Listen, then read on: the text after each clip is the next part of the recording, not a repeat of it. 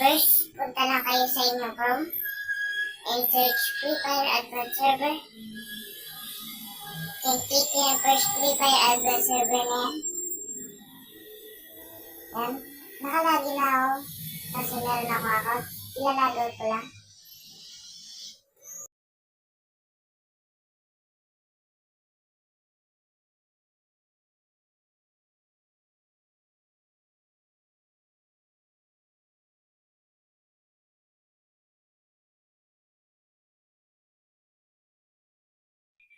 Ito ang makikita nyo guys pag open nyo nun.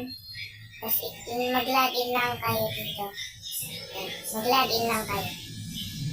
Kaya ito pagpilihan nyo dyan, Facebook or Google account nyo. Tapos guys, may time limit to. 20 nyo mag-sarado dito ang advanced server na to. Download nyo lang yan.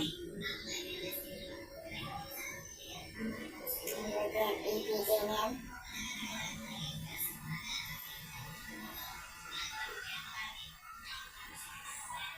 Download anyway.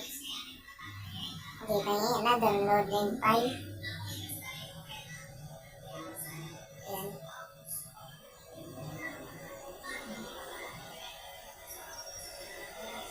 Ayan guys. Dinelete ko kasi meron naman ako advanced server. Download nyo lang yan.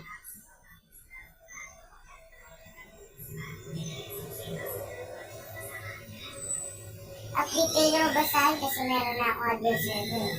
Nakaka-cancel pa na lang muna. Ayun o.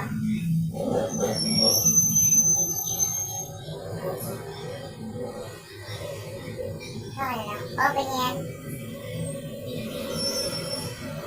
Maglalagot kayo dyan.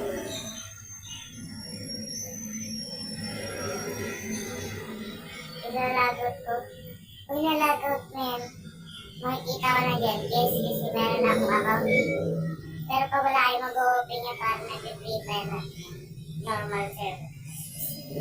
Nagintay nyo na mag-loading yan.